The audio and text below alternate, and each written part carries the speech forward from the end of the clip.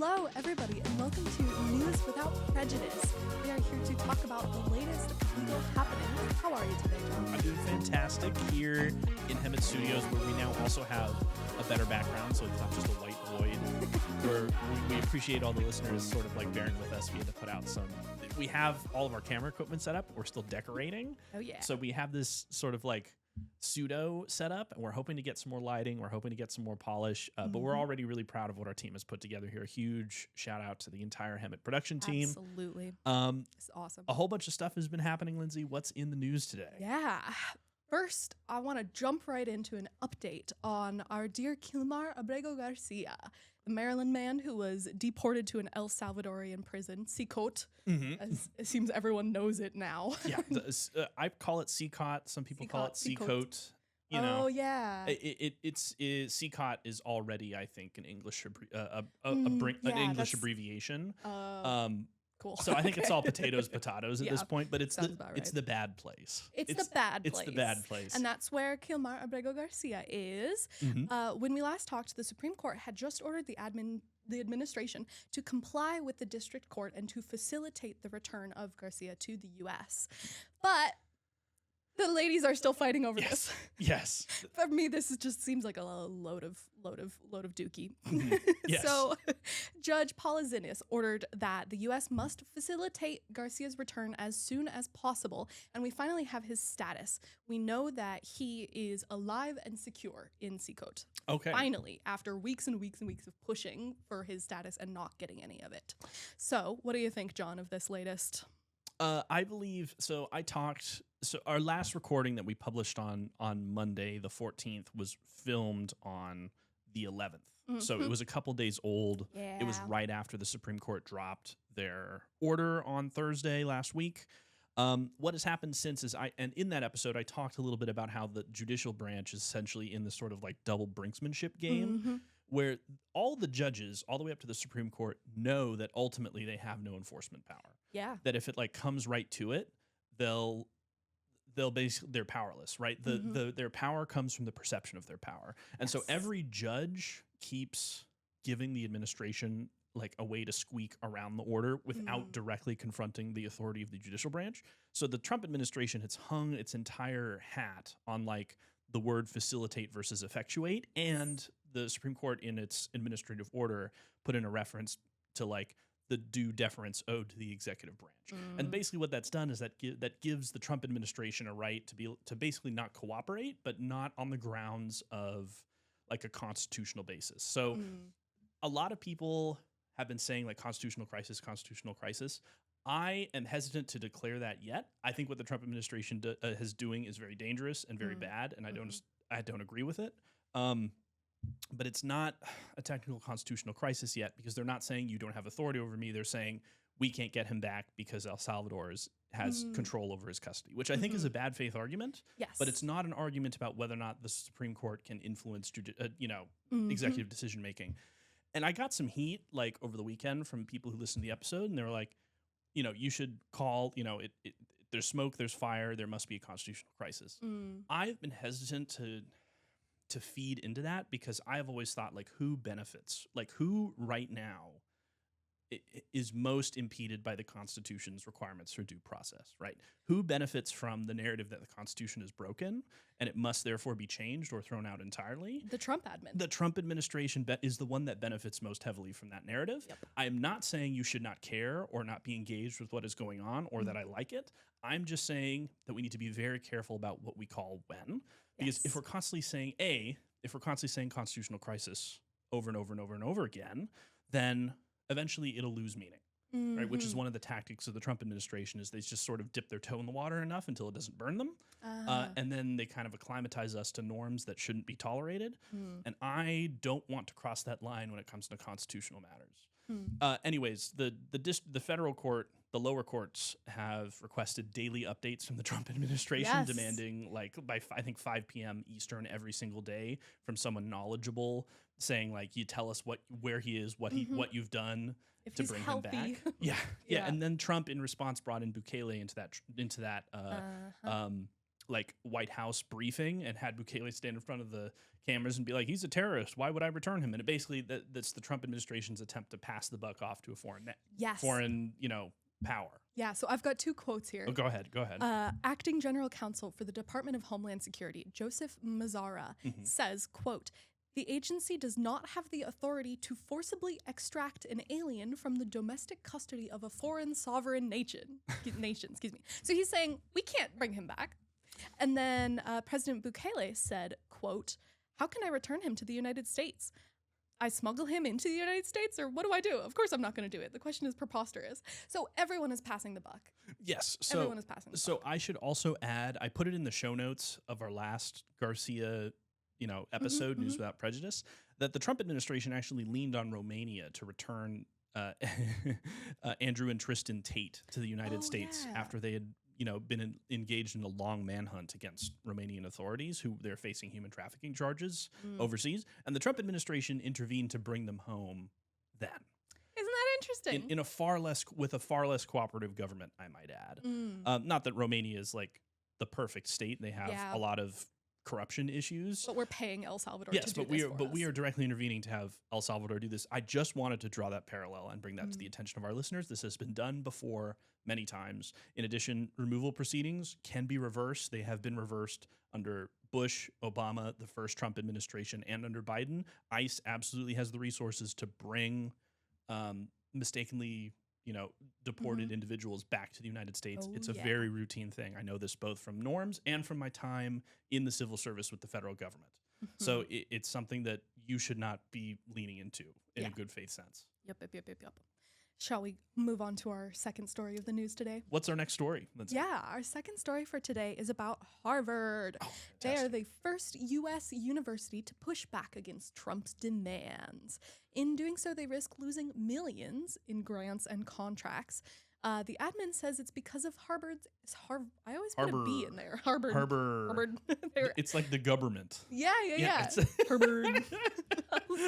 Supposedly, this is because of Harvard's anti-Semitism, which many people at Harvard say it's not about anti-Semitism. It's about trying to force a university to follow in their footsteps and like make them capitulate, just as we've been seeing with the law firms. Yep.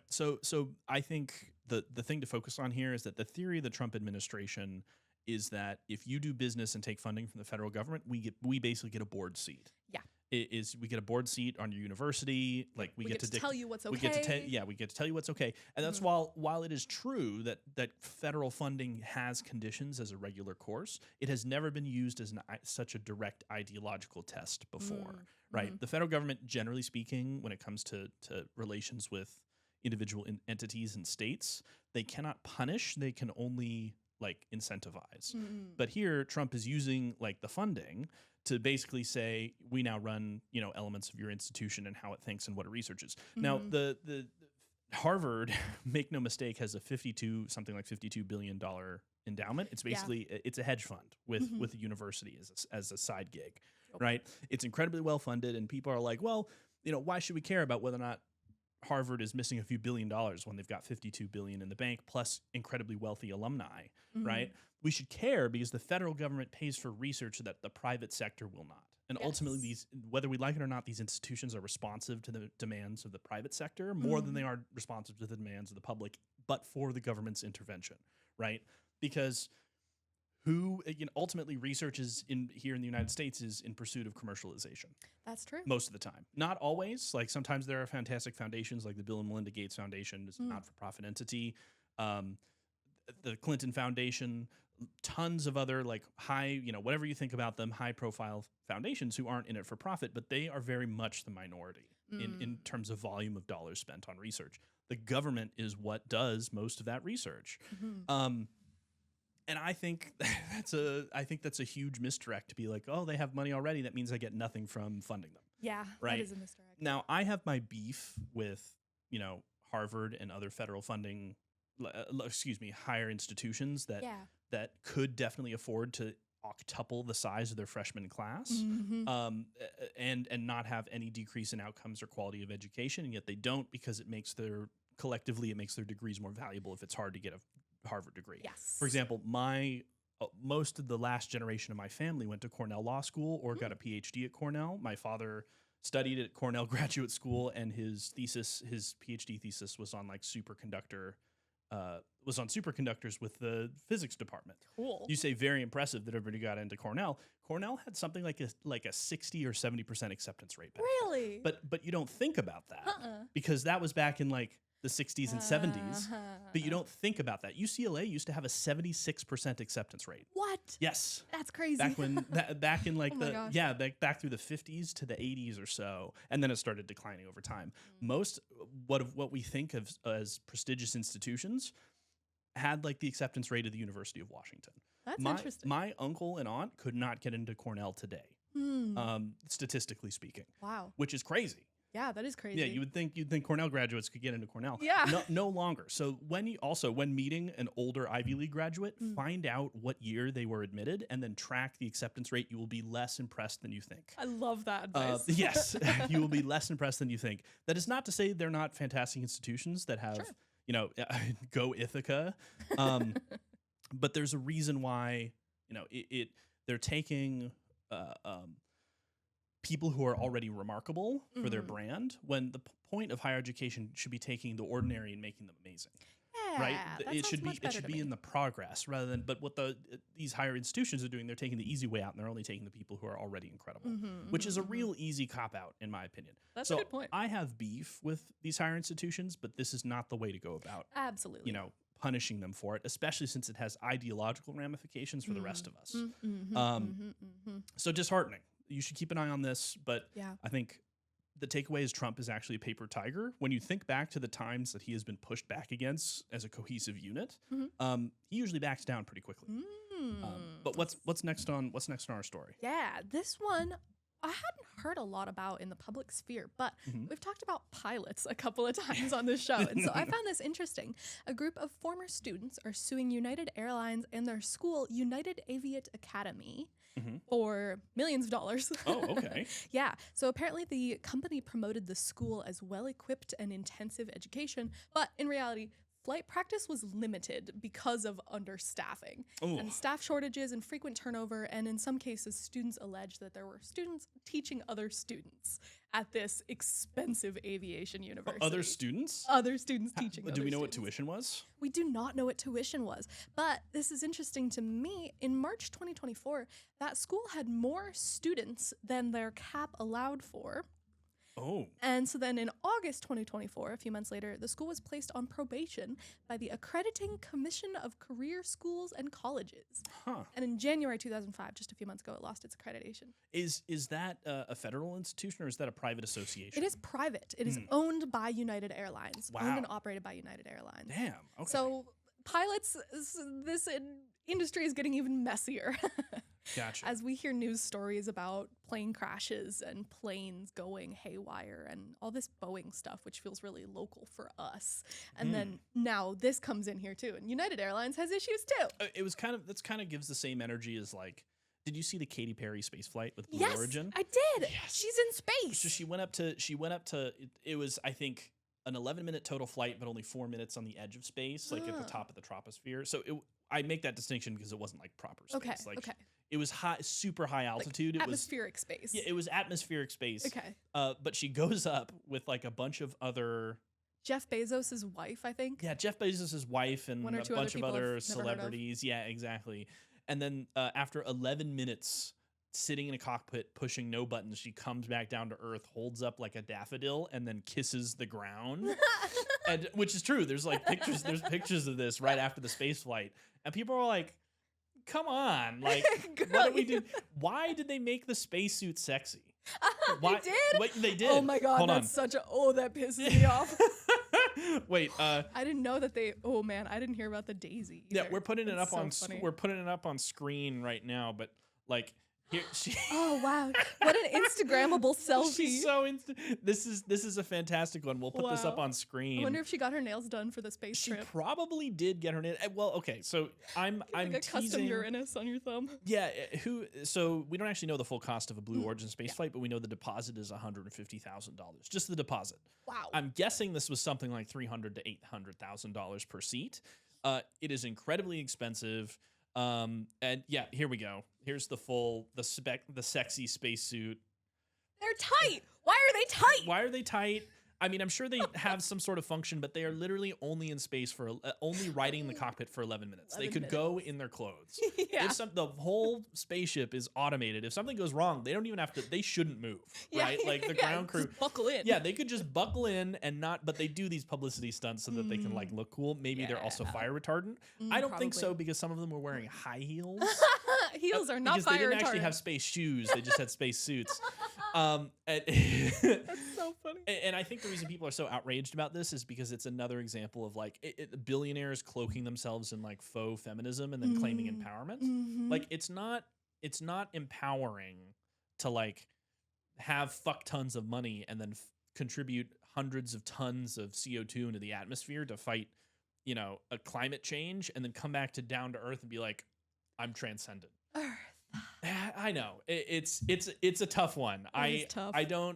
We'll put these images up on screen, but I don't know. The whole thing was like beyond cringe to me. Yeah. It was a tough to digest look. From my perspective, the only positive thing, there's two actually. More Katy Perry jokes. More Katy, yeah, which are fun. Not even stratospheric space flight could revive her career. She's been down for quite a while, and she's not coming back up. Like the second positive thing for me is that maybe someday I'll get to go too. Oh yeah, well, I'm sure as hell not gonna wear that spacesuit and heels. Yes, but maybe I'll get to go to space someday too. Atmospheric space for 11 minutes. Well, proponents of space tourism are always like, oh, but it brings us like, you know, it brings us closer to sustainable space flight, and we're just like, I don't know. I don't have $150,000. If we're not doing it sustainably, then we're not getting closer to sustainable space flight. and she also, Katy Perry was also singing "What a Wonderful World" during the space flight.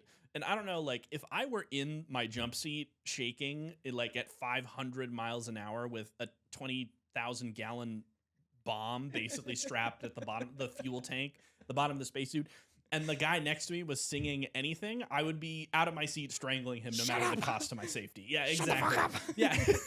Wonderful world. But it's okay, guys, because like the rich people are sexy space people now. Wow, look at them go. I know. It's a tough watch, but you know, in the news, I think worth hearing about for sure. Worth hearing about for sure. Is there anything else you wanted to talk about today? Nothing at all. I think we'll leave off on Trump. He has now basically abandoned all of his Liberation Day tariffs, but for a small 10%. I say small, but that's actually pretty significant. A 10% surcharge across the board, but for China, which I think is either now 145 or 165. It makes little difference. He's basically picked a fight with China. Yeah. Problem with China is that we are something like 15% of their domestic exports to the United States. Is 15% of theirs, and they're like 40% of ours. So China will put out, I will say, China will put out a bunch of propaganda saying that like this won't hurt them. This will hurt them. This will hurt them badly. Make no mistake, the Chinese system is very rigid. But China has proven that they are much more capable and politically able to suffer and endure pain than the United States are. That's true. Take Vietnam. We lost about 50,000 men over the entire Vietnamese conflict, and the Viet Cong are estimated to have lost 1.1 to 1.4 million people. Oh, no. And we pulled out like bitches, all right? We got out of there. And I think that is a great representation of what is about to happen here, because you're not going to take on an authoritarian regime as capable of sticking to, like, the Chinese are capable of staying irrational and angry longer than we are capable of staying solvent. The powers that be, the business powers that be in this country will not permit it. And in particular, I actually want to talk more at our office hours that we're going to be putting out here in the next day or two about why Trump backed off, because it was not the stock market, it was the bond market. And I want to talk more about that at office hours very soon. Okay. But yeah, I just wanted to touch off on that. This is good, but bad, because now China and the United States are in a disgusting trade war. We've basically discussed why these do not work. It's going to reduce domestic consumption, which is about 60% of our GDP, because everything's going to be more expensive. People will spend less. People being worried about a recession will make them spend less, which might also cause one. Absolutely. So the chances, like all of the large investment banks, Morgan Stanley, I think, has basically predicted like a 60 to 70% chance of a recession in the next 2 quarters. We'll see if that, more likely than not, we'll see if that prediction comes true, but hang on to your hats, people. Yeah, and your wallets. Yes, this has been News Without Prejudice. Thank you so much for joining us again. It would be a personal favor to me and Lindsay if you could share the show with someone you care about or someone who you may think care about the topics we talk about. Go to gossipwithoutprejudice.com if you want to support the show. Pledge as little as $5 a month, keeps the lights on and keeps us on the air. And finally, support the show comes from Hemmat Law. Whether you need a kick-ass attorney or want to join a legal team, go to hemmatlaw.com/GWP for more information. Lindsay, thank you so much. And everyone, thank you so much for joining us. We'll see you soon. Thank you. Bye.